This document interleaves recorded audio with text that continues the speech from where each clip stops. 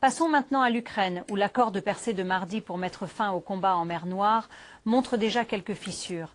La Russie a insisté sur le fait que le cessez-le-feu maritime limité ne prendra effet qu'après la levée de certaines sanctions. Les États-Unis ont négocié l'accord, mais l'UE a affirmé que la Russie devait se retirer inconditionnellement d'Ukraine pour que les sanctions soient levées.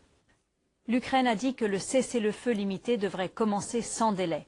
Cet accord, convenu par les États-Unis, la Russie et l'Ukraine avec deux accords distincts, il promet d'assurer la navigation sécurisée et d'éliminer la force en mer Noire, et de travailler à interdire les frappes sur les installations énergétiques. James Landale-Zenkev, notre correspondant diplomatique, dit que faire respecter cet accord pourrait être compliqué. Eh bien, essentiellement, les enjeux du moment concernent l'agriculture et les engrais, car essentiellement, cela peut sembler banal. Énorme marché.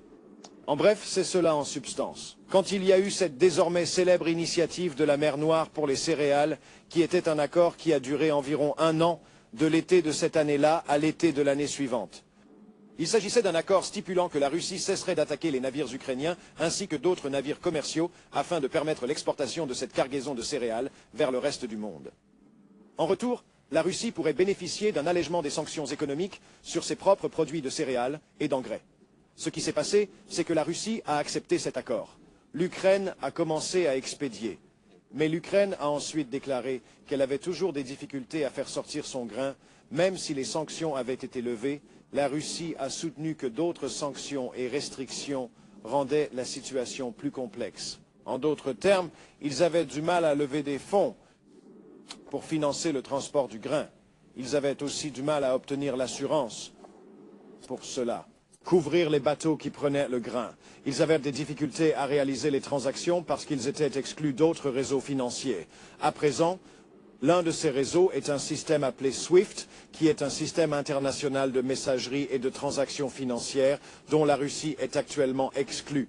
Et les Russes disent qu'il faut nous inclure à nouveau pour que nous puissions convenir de ce cessez-le-feu.